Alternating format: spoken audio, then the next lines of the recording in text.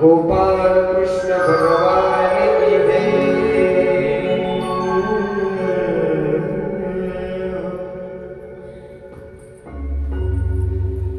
मंगलाचरण आपण श्रवण करणार आहोत. मंगल यश आचरण सा मंगलाचरण. ज्याचं आचरण मंगल आहे ते देवाचं मंगलाचरण करू शकते. मंगलाचरण याचा अर्थ काय? का करावं मंगलाचरण?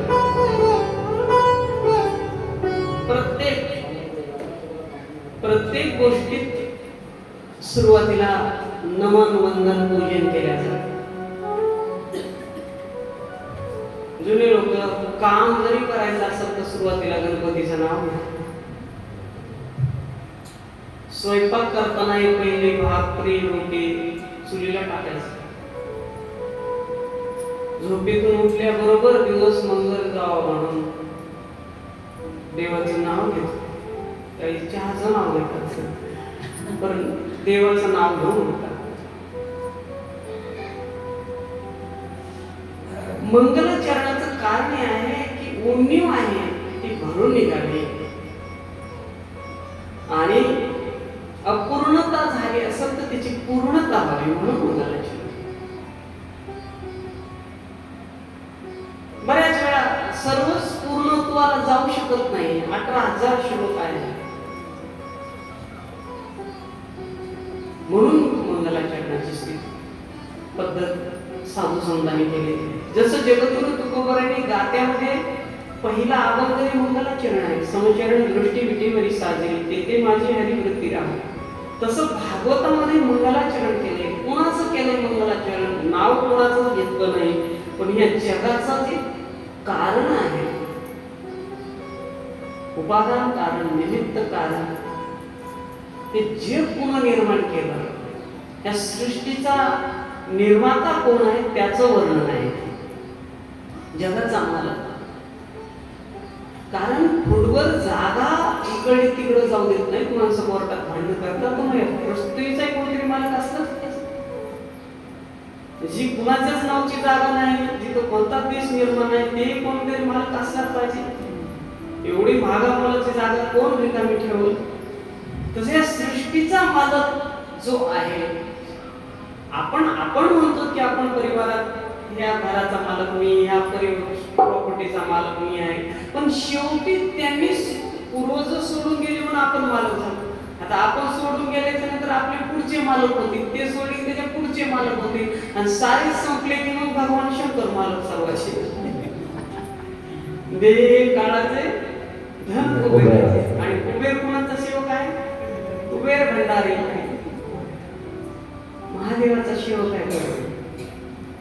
कुबेर कसा झाला तुम्हाला सांगता दिसत.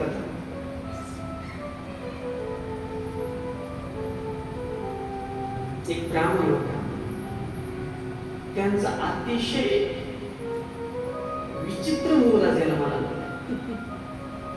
एक नंबरचा खट्या खोडसर. बाप पूजा करत भागवत करत समाजात फिरत होता आणि त्यांचा पुत्र बापाच्या पूजेहून आणलेलं धन कपडे चोरून विकून टाकायचं.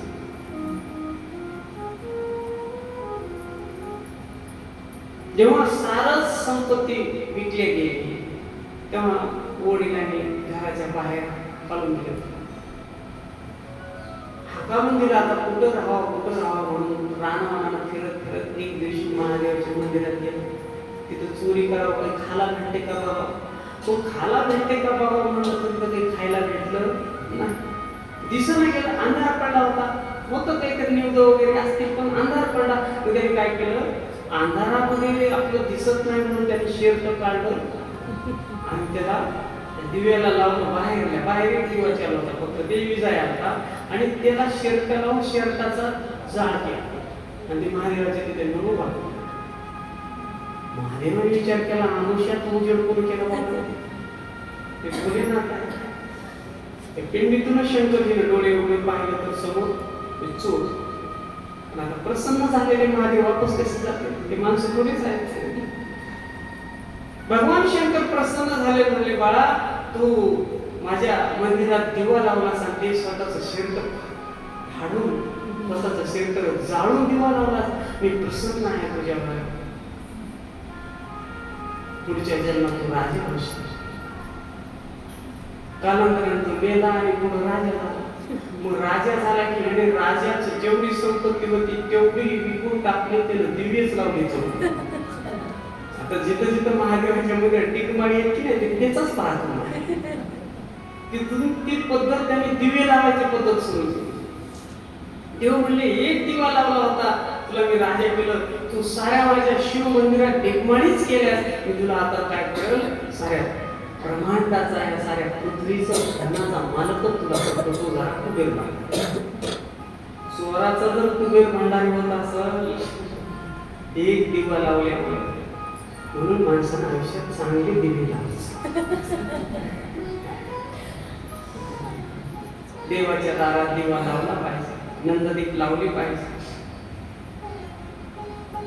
कुबेर भांडारीची ध्यानात आली सहज म्हणून कथा सांगितली. मंगलाचरणाचा विषय चालू आहे. जन्म आदेश चेतन वया धिकरत चारतेषु विद्येश्वराट तेन ब्रह्मा हृदय अधिकवय मुह्यन्ति यत् सूर्या. जन्म आदेश, ज्याच्या पासून पृथ्वी जन्माला आली तो त्याच्यापेक्षा वेगळा आहे. कुंभारापासून माठ बनलाय, माठापासून कुंभार बनत नाही, पण त्याच्या हातापासून अनेक माठ बनतात. त्याच्या हातात ती कला आहे. माठापेक्षा कुंभार वेगळा आहे, तसा सृष्टीपेक्षा सृष्टी निर्माता वेगळा आहे. जग त्यांनी बनवलं, ब्रह्मदेव त्याच्या नाभी कमलातून निर्माण आहे. ही पृथ्वी त्याच्यापासून बनलेली आहे. सारं मटेरियल सामग्री त्याचीच आहे आणि तो त्याच्यापेक्षा वेगळा आहे, निराळा आहे.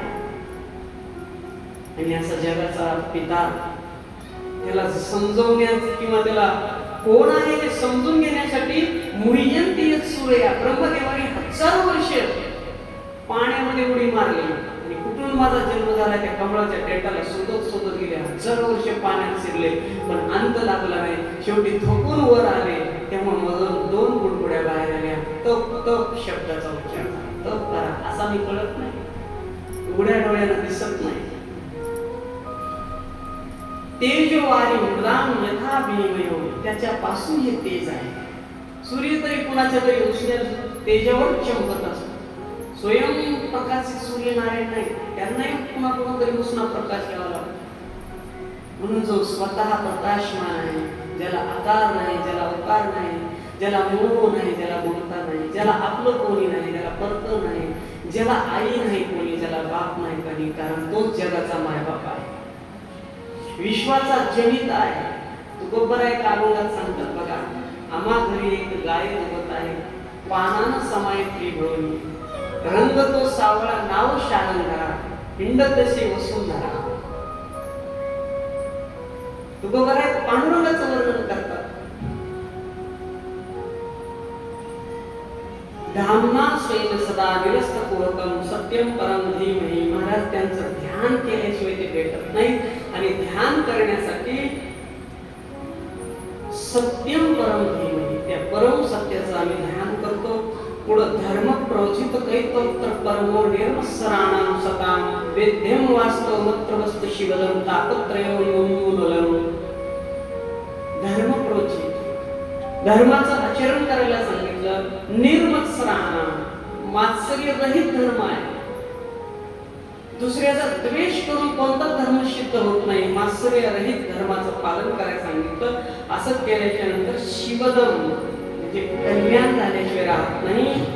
तापत्रयोन्मूलनम, तिन्ही तापाचा उन्मूलन होतो, नाश होतो. श्रीमद् भागवते महामुनि कृते किंवा परेश्वरा सत्यवृत्तेवरुद्धत्यत्र कृते शुश्रूषुस्मिस्त क्षणात. जर असं निर्मत्सर्य मात्सर्य भाव रहित भगवंताची जर कथा श्रवण केली तर त्या क्षणाला भगवान श्री नारायण हृदयात आविर्भूत होतात. भगवान हृदयात प्रविष्ट होतात आणि एकदा हृदयात भगवान आले तर मग ते हृदय सोडूनच जात नाही. कारण प्रत्येकाला स्वच्छ जागी राहावं वाटते ना, तसं देवाला पवित्र हृदयामध्ये वास करावा वाटतो. शेवटी मंगलाचरणामध्ये आणखी एका श्लोकात वर्णन केलं की हे काय आहे नेमकं भागवत. निगम कल्पतरोर गलितम फलम सुखमुखात अमृत द्रव संयुतम पिबत भागवतम रसमालयम मुहुरहो रसिका भूई भावुका. हे निगम कल्पतरोर गलितम फलम, हे भागवत हे परिपक्व झालेलं फळ आहे. त्या फळाला सुखाचार्य रूपी पक्ष्यानं चोंच मारलेली. पिबत म्हणजे प्यायचं फळ आहे, खायचं नाही.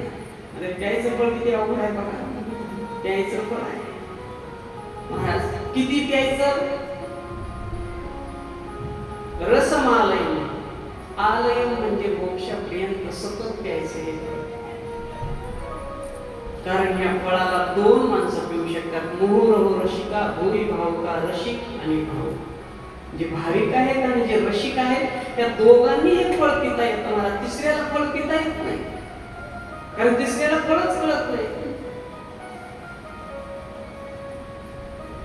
त्या दोघांना निमंत्रण केले की तुम्ही रसिक असाल तर कथेला या आणि भाविक असाल भाविक असाल तर कथेला या. कारण रसिक असतो ना, त्याच्या हृदयामध्ये देवाविषयी ऐकण्यासाठी उत्सुकता असते, आणि जो भावुक असतो तो देवाला डोळ्यासमोर कथा श्रवण होताना पाहतच असतो की हा माझ्या डोळ्यासमोर आहे. कोणीतरी एक जगन्नाथपुरीच्या ठिकाणी नाटक चालू होतं. पूर्वी नाटक राहायचे, टीव्ही नसायची, जास्त नाटक असायचे. त्या नाटकामध्ये एका रसिक कसा असतो ते सांगत आहे.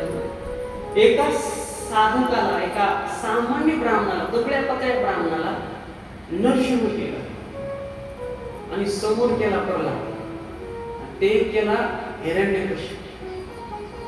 नाटक रंगात आलं, यांना काहीच माहित नाही. तुम्ही फक्त नरसिंह व्हा आणि त्याच्या पोटाला फक्त स्पर्श करा, त्या फुग्यामधून लाल पाणी बाहेर येईल आणि लोकांना वाटेल हिरण्यकश्यप मेला. पण आता हा ब्राह्मण होता, पवित्र आणि रसिक होता, भाविक होता, शुद्ध होता.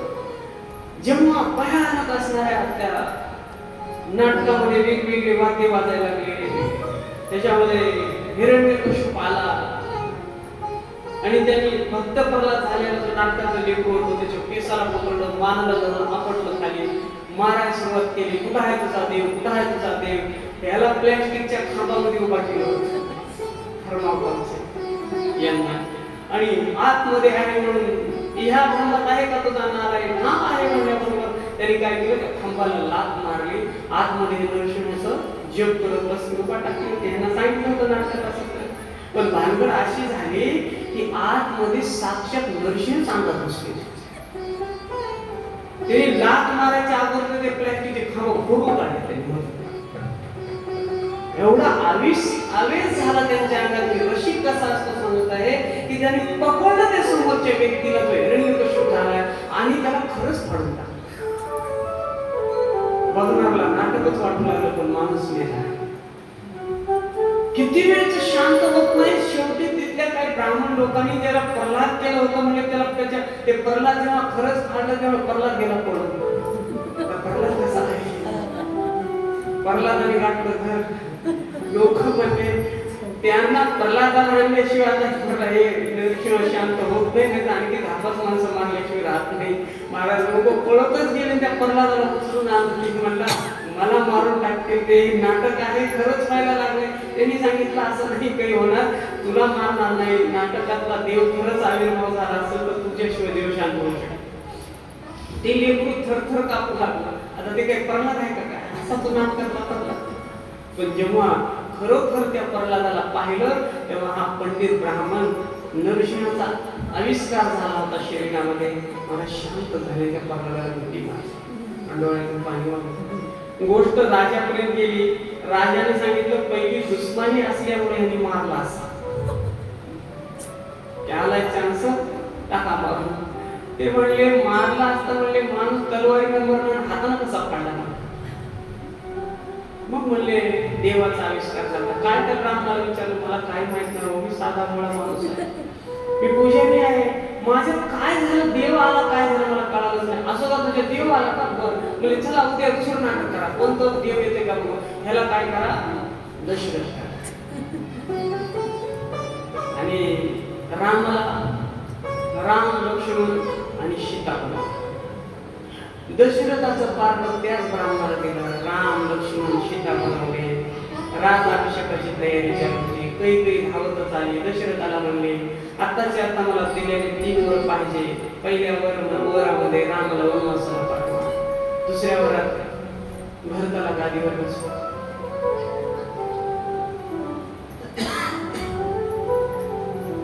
आणि तिसरा राखून ठेवला.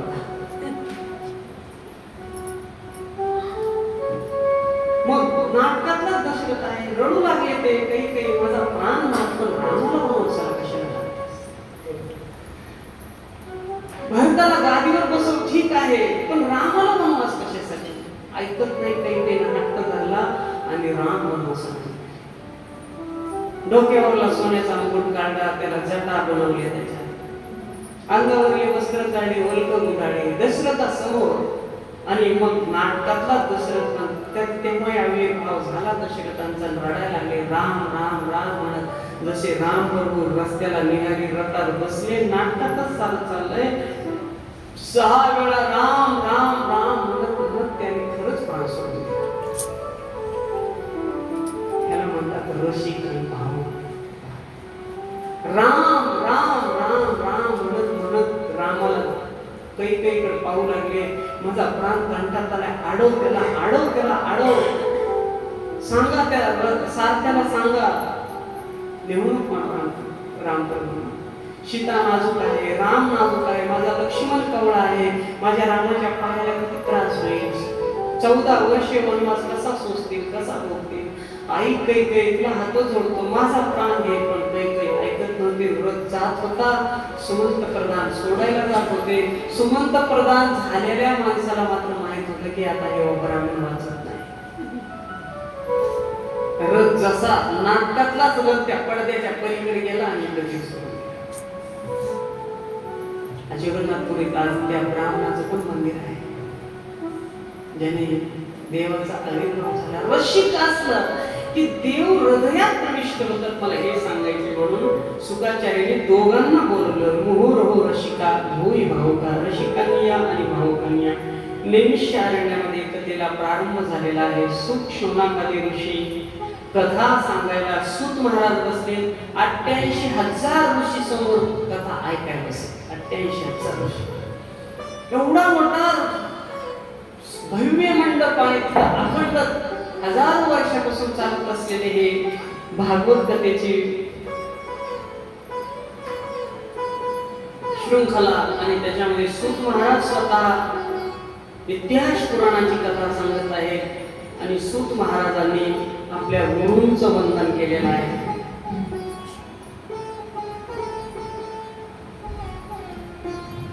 अनेक भाविक रसिक आणि मोठे मोठे ऋषी मुनी कथेला उपस्थित आहेत. शुकाचार्यांचं वर्णन केलं, व्यासांचं नमन केलं. यस्वानुभाव मखिल श्रुतिसारमेकं अध्यात्मदीपमतिर्तिक्षां तमोवन्नं संसारिणां करुणायाः पुराणगुह्यं तं व्याससुनम्पयामि गुरुमुनीनां.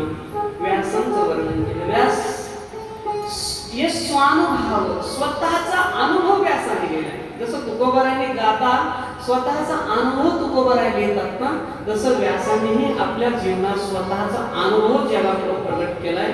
अध्यात्माचा दीप प्रज्वलित केलाय. प्रज्वालितो ज्ञानमय प्रदीपा येन त्वया भारत तैलपूर्ण. प्रज्वालितो ज्ञानमय प्रदीपा. व्यासांना वंदन केले. मुनी आणि जे गुरूंचेही गुरु आहेत अशा महापुरुषांना वर्णन केले. नारायणं नमस्कृत्यं नरं चैव नरोत्तमं देवीं सरस्वतीं व्यासं ततो जयमुदीरयेत्. नारायणाला वंदन केले, नराला पण वंदन केले, देवी सरस्वती मातेचंही वंदन केलं आणि व्यास महाराजांचं वंदन करून ततो जयमुदीरयेत्. आता मी जी कथा सांगत आहे भागवत, मला यश द्या. कोणतंही काम करताना हा श्लोक म्हणल्याच्या नंतर त्या कामात कधीच अपयश येत नाही. कोणतंही यात्रेला जरी तुम्ही जात असाल ना, तर या मंत्राचा उच्चार करा, सुरक्षित घरी पोहोचणार. कोण्या बाहेर गावी प्रवास करायला जात असताना या मंत्राचा उच्चार केला पाहिजे. प्रभावी मंत्र आहे. जीवनामध्ये अनुभव देण्यासाठी अनुभवाला प्राप्त झालेल्या महापुरुषांनी या मंत्राचा जप केलेला आहे.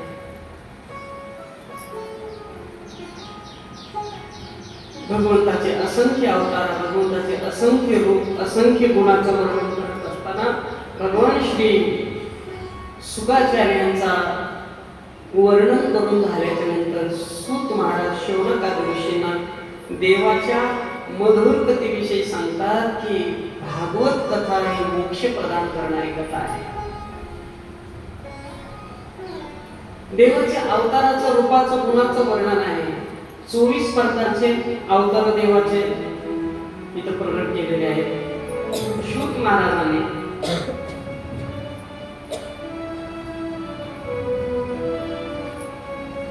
पाण्यामध्ये पंचतत्वापासून जो अवतार धारण केला देवाने, पाण्यावर पहुडलेले आहे. पाण्याचं नाव नाळ आहे आणि त्या नाळावर देव शयन करतात म्हणून देवाचं एक नाव नारायण आहे. नारायणाचं वर्णन केलं आणि नंतर पहिला देवाचा अवतार सनत कुमारांचा आहे. हे सनत कुमार म्हणतो ते वास्तविक 4 आहेत, 1 नाही, 2 नाही, 4 भाऊ आहेत. त्या 4ही जणांचा अवतार फक्त जगाला उपदेश करण्यासाठी झालेला आहे. 5 वर्षाचं वय आहे, फक्त 5 वर्ष.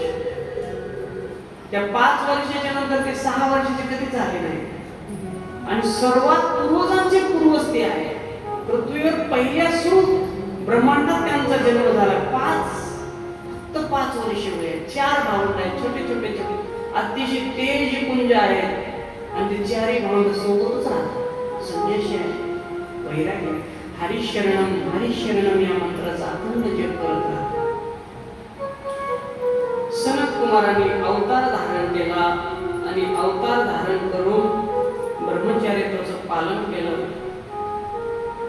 आणि जगाला सत्संगाचा उपदेश केलेला आहे. दुसरा अवतार भगवंतांनी वर्ह रूपाने घेतला, पृथ्वीची स्थापना केली. तिसऱ्या वेळा नारदाच्या रूपाने अवतार घेतला, कर्मबंधनातून कसं मुक्त व्हावं याचं ज्ञान सांगितलं. नरनारायणाच्या रूपाने भगवंतांनी 4थ्या वेळा नरनारायणाचा अवतार घेतला. 5व्या वेळा कपिल देवाच्या रूपाने, 6व्या वेळा दत्तात्रेय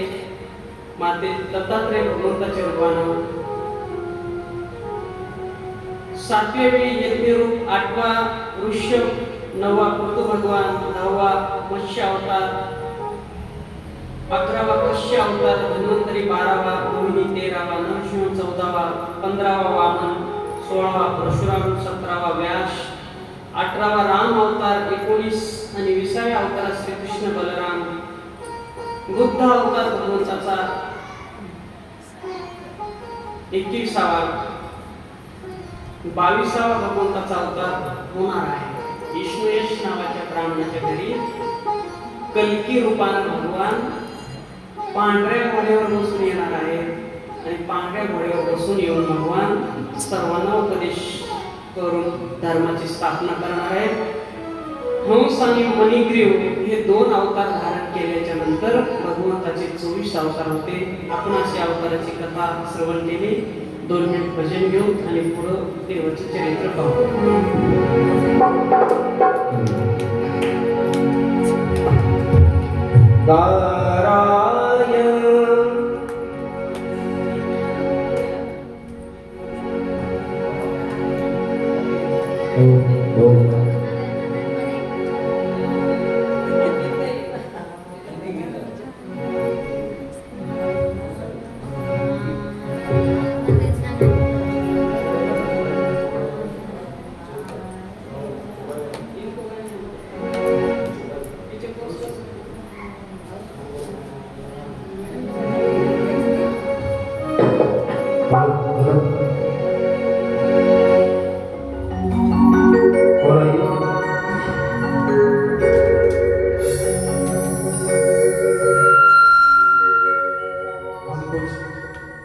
चौपाइयों का वर्णन करते हैं। आप सभी मेरे संग राम सिया राम जय जय।